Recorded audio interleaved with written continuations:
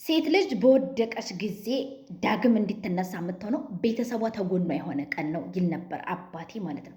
ዘንድሮ ደግሞ እንደዛ እየሆነ እያለ አይደለም ያለ ነው። ሰሞኑን አንድ ቪዲዮ ሰራሁኝ።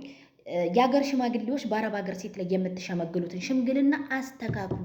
ነገ እናንተም ሴት ልጅ እዛ ትሄድበታለች። እህታችሁም እናንተ የዘራችሁት ዘር ወረፋ እንጂ የሚጠብቀው አንተም በሚስት ላይ የምታደርገው ነገር ሁሉም ወረፋውን እንጂ የሚጠብቀው ሁሉም ያገኘዋል ብዬ የሀገር ሽማግሌ ምን እንዲሁ አታውቂ ማሳይሽ ነበር። እዚህ ብትሆኝ ሌባ ሟጣጥ። እድሜ እኮ አይደለም እድሜ ስለተለቅ አይደለም እድሜ ሳይሆን ህሊና ያለው ሰው ስትሆን ትንሽም ብትሆን ታከብረዋለህ እንጂ የሌባ ህብረት ታልተሆነ ስለኔ ነው ያወራሽው ስለኔ እንትና ነው ሌባ ተሆን ሁሉ ነገር ስለአንተ የተወራ ይመስላል። ምንም እዛ ነገር ውስጥ የሌለበት ደግሞ ይሄን ነገር ይቃወማል። ይህንን ኮሜንት አንብቡ። ዘንድሮ ከውጭ በደል በላይ ቤተሰብ ነው እየበደለ ያለው። እንዴት ብትሉ አንዲት እህታችን አግብታ ትኖር ነበረ በሰላም ማለት ነው። እነሱ ድሯት እየኖረች ነበረ። ከዛ ህይወትን ለማሸነፍ ብላ አረብ ሀገር ሄደች። የኖረችበት እቃ፣ ልብሷ፣ ሁሉ ነገሯ ባለቤት ጥላ ሄደች። ባልየዋ ገባ አግብቶ በእሷ እቃ እሷ እየተጠቀመች የእሷን ልብስ የእሱ ሚስት ለብሳ እየኖረኝ ተዛስ እዛ ቦታ ላይ ባልዮ ቦታ ላይ ቤት ሰርታለች ያች ሚስት ማለት ነው። ተዛስ ተጣልታ ሀላስ ንብረቴን ከፍሎ ይስጠኝ። በተለይ የእሱ ሚስት የእሷን ልብስ ስለብሳ አስባችሁታል እንዴት እንደሚኮን ኧረ ጉር ነው።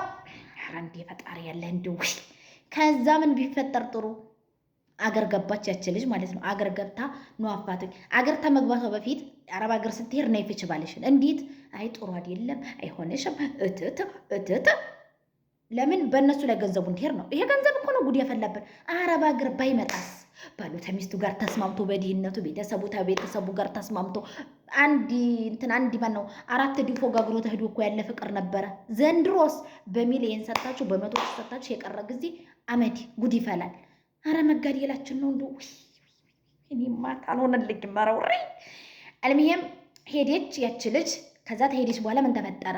ቤተሰቦቿ ማለት ነው ታይ ብለንሽ ነበረ። ስለዚህ ኒካሽን ያወርድልሽና ሂጂ በምታውቂው ሀገር። ሽማግሌዎቹም ኒካሽ ያወርድልሽ በምታውቂው ሀገር አንቺ ሂጂ።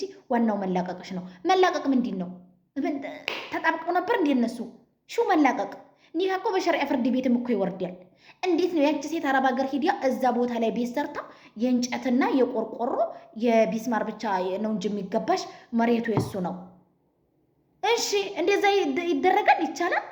የእናንተ ልጅስ ነገ እናንተ ዛሬ የሸመገላችሁ ሰው የእናንተ ልጆች የእናንተ እህቶች ኢንሻአላህ አይቀር ፍርዱ በእናንተ እነዛ ላይ ይሄዳል። እናቴ እንዴት ነው እንደዚህ ተደርጎ ሊሸመገል የሚችለው? ለህሊናችሁ ሸምግሉ። የምሬን ነው።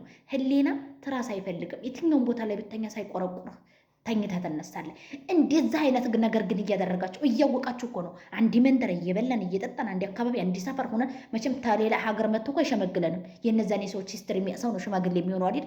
ለምንድን ነው ታዲያ በዚህ ልክ የአረብ ሀገርን ሰው የሚበድለው? ቤተሰቧን፣ የውጩ ባሉ፣ በላተኛው። ወይኔ የአረብ ሀገር ሴት ዲካም። ይሄንን ኮሜንት አንብቡት። ቤተሰቦችን ቢቻል ለፍርድ ያቀርብ ነበር። ማሪ እንደዚህ አይነት ቤተሰብ ቀላል ለፍርድ ይቀርብ ነበር እንዴ?